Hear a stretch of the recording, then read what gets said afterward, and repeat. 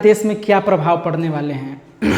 तो सबसे पहले क्या है कि रक्षा मंत्रालय के अनुसार भारत का रक्षा निर्यात वित्त वर्ष क्या है 2025-26 में 38,424 करोड़ के सर्वकालिक उच्च स्तर पर पहुंच गया।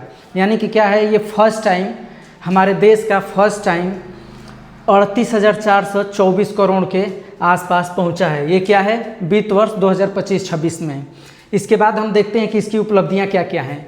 तो इसकी मुख्य उपलब्धियां हैं कि निर्यात वृद्धि। क्या है, निर्यात वृद्धि। निर्यात वृद्धि, ये देखिए निर्यात वृद्धि पिछले वित्त वर्ष यानी कि 2024-25 की तुलना में क्या है, पिछले 2024-25 की तुलना में 62% यानी 62.66% की वृद्धि दर्ज की गई है। ये क्या है, 2021-22 से 2025-26 तक 2021-22 से 2025-26 तक निर्यात में लगातार क्या किया गया है, वृद्धि दर्ज की गई है। यानी कि ये 2021 से लेकर 2026 के बीच का क्या है, ये आंकड़ा है। अब हम लोग देखते हैं कि क्षेत्रवार योगदान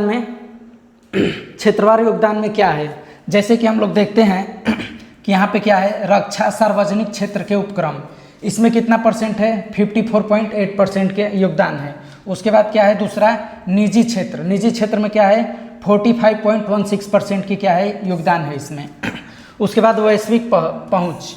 वैश्विक पहुंच की क्या हुआ है, वैश्विक पहुंच में हम लोग देखते हैं कि भारत 80 से अधिक देशों को रक्षा उत्पादों का निर्यात कर रहा है। किस वर्ष में, 2025-26 के वित्त वर्ष में क्या किया है, ये 80 से अधिक देशों को रक्षा उत्पादों का निर्यात किया है।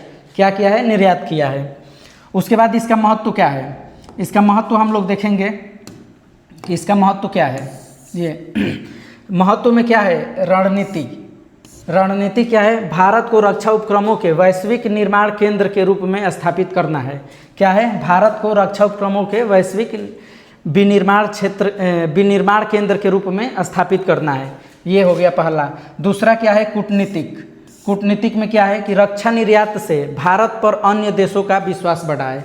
यानी कि भारत ने कूटनीति ऐसी की है अपने अदर देशों के साथ कि जितने भी अन्य देश हैं जो इससे निर्यात कर रहे हैं उनका क्या है, भारत पर विश्वास बढ़ा हुआ है। क्या है, विश्वास बढ़ा हुआ है। उसके बाद क्या है, अंतर सहयोग क्षमता भी बढ़ी है। उसके बाद अंतर सहयोग क्षमता भी बढ़ी है। उसके बाद क्या है, दीर्घकालिक साझेदारी को भी क्या किया है, दीर्घकालिक साझेदारी को भी ये बढ़ावा मिल रहा है। दीर्घकालिक साझेदारी को भी इसमें क्या मिल रहा है, बढ़ावा मिल रहा है। उसके बाद देखते हैं क्या है, स्वदेशीकरण को बढ़ावा।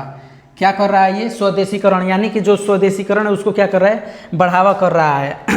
तो वित्त वर्ष 2023-24 में भारत का स्वदेशी रक्षा उत्पादन रिकॉर्ड स्तर पर पहुंचा है। यानी कि ये फर्स्ट टाइम क्या हुआ है, 2023-24 में भारत का जो खुद का उपकरण है वो क्या किया है, रिकॉर्ड स्तर पे पहुंच गया है। उसके बाद नेक्स्ट देखते हैं, नेक्स्ट क्या है, आत्मनिर्भरता के लक्ष्य की प्राप्ति। क्या है ये, आत्मनिर्भरता। आत्मनिर्भरता में क्या किया है, लक्ष्य की प्राप्ति में क्या हुआ है, भारत का लक्ष्य वर्ष 2019 तक क्या है, 3 लाख करोड़ का रक्षा उत्पादन करना और 50,000 करोड़ मूल्य का क्या है, रक्षा निर्यात है।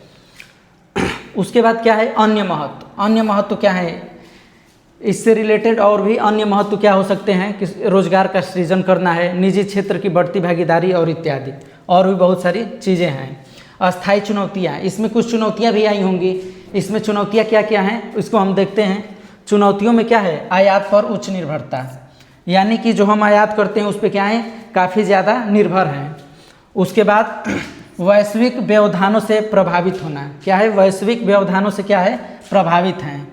उसके बाद विश्व में रक्षा विनिर्माण में पहले से स्थापित देशों से प्रतिस्पर्धा।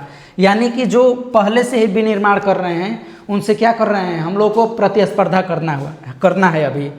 तो क्या है, प्रतिस्पर्धा बढ़ रही है अन्य देशों से भी, जो पहले से ही क्या कर रहे हैं, विनिर्माण कर रहे हैं, पहले से ही विनिर्माण कर रहे हैं। इसके बाद क्या है कि विनियामकीय नियमों की वजह से देरी। इसमें क्या हो रहा है, थोड़ा देरी भी आ रही है।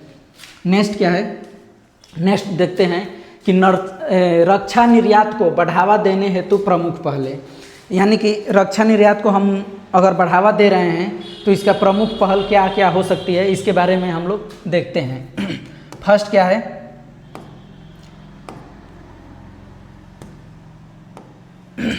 फर्स्ट है रक्षा उत्कृष्ट के लिए नवाचार फ्रेम। क्या है? नवाचार फ्रेम। ये क्या करता है? ये स्टार्टअप्स और एसएमई के माध्यम से नवाचार को बढ़ावा देता है। किसके माध्यम से? स्टार्टअप और एसएमई के माध्यम से। एसएमई के माध्यम से क्या कर रहा है, के मध्य क्या कर रहा है, दोनों के मध्य नवाचार को बढ़ावा दे रहा है। दूसरा क्या है? एफडीआई में उदारीकरण, यानी कि प्रौद्योगिकी आकर्षित करने के लिए क्या कर रहा है, स्वचालित मार्ग के तहत 74% से एफडीआई की अनुमति, 74% से क्या हो रहा है, एफडीआई की अनुमति मिल रही है। उसके बाद क्या है? रक्षा अधिग्रहण प्रक्रिया 2020। रक्षा अधिग्रहण प्रक्रिया में क्या हो रहा है कि यह रक्षा खरीद में स्वदेशी घटकों के उपयोग को बढ़ावा देता है। ये क्या करता है? स्वदेशी घटकों को, जैसे कि अगर कुछ भी रक्षा से रिलेटेड हम लोग क्या कर रहे हैं, अगर खरीद कर रहे हैं तो स्वदेशी घटकों के उपयोग को क्या करता है, ये बढ़ावा देता है।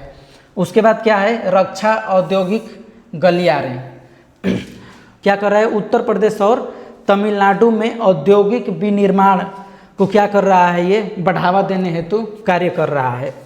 उसके बाद क्या है? अनुसंधान, नवाचार और विकास योजना। इसके बारे में क्या है कि रक्षा सार्वजनिक क्षेत्र के उपक्रमों जैसे निजी कंपनियों और एमएसएमईज और स्टार्टअप्स के बीच सहयोग को क्या कर रहा है, बढ़ावा देने के लिए कार्य कर रहा है।